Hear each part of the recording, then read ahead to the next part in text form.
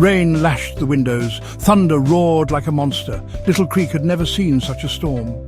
Carlos, perched on his windowsill, wasn't scared. He was excited. Storms meant no school, no rules, and a whole lot of mischief.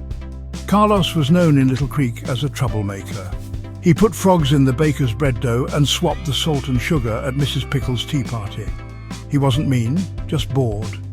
And this storm, oh this storm, was bursting with possibilities.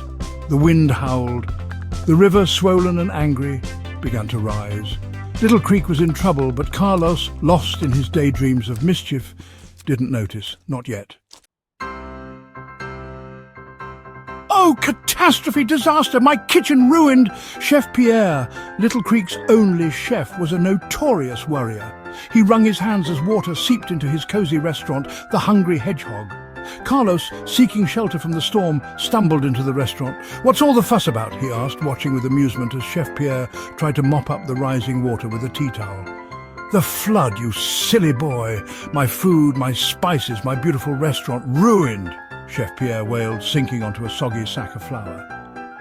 Carlos, used to ignoring Chef Pierre's constant fretting, was about to leave when he saw a flicker of fear in the chef's eyes.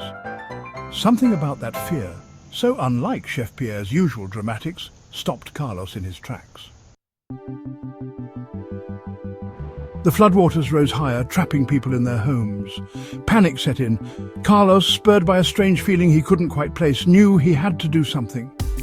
"We need to get everyone to higher ground," he said to Chef Pierre, surprising even himself with his own assertiveness. "And we need food!" Chef Pierre, energized by the rare sight of a decisive Carlos, sprang into action. "My pantry! It's on the second floor, untouched by the flood!" Together, Carlos and Chef Pierre organized the townspeople. Carlos, using his knowledge of the town's nooks and crannies, led people to safety in the old clock tower. Chef Pierre, his usual whining forgotten, created a magnificent feast from his salvaged pantry. As the townspeople ate, sharing stories and offering comfort, a new feeling bloomed in Carlos's chest. It felt good, helping others, being part of something bigger than himself. It was a feeling far more satisfying than any of his pranks.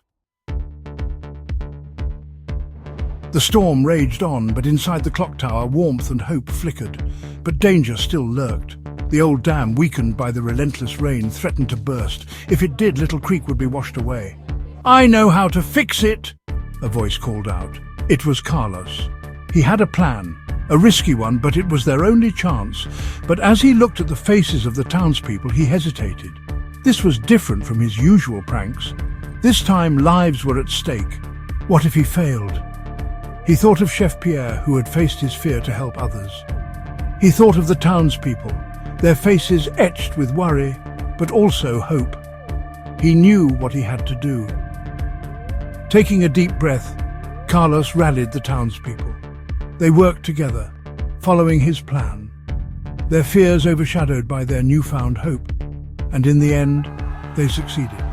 The dam held, Little Creek was safe. And Carlos, the one-time troublemaker, was their hero. He had discovered that true joy wasn't found in mischief, but in the courage to do what was right.